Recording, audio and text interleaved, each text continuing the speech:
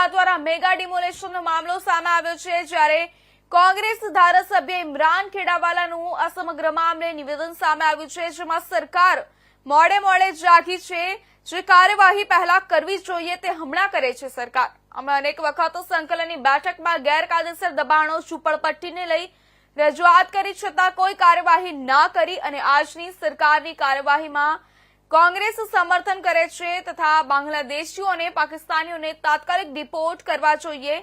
ભાજપની 30 વર્ષની સરકારમાં ઘૂસણખોરો ગુજરાતમાં કેવી રીતે આવ્યા તે તપાસ કરાવવી જોઈએ। અમદાવાદમાં તળાવો ફરતે સરકારી જમીન પર 16 થી વધુ ગેરકાયદેસર વસાહતો બંધાઈ ગઈ છે, ત્યારે ચંડોળા તળાવ ફરતે ભારતીય અને ગુજરાતી નાગરિકો પણ રહે છે, તેમને સરકારે રહેવાની વૈકલ્પિક વ્યવસ્થા કરવી જોઈએ।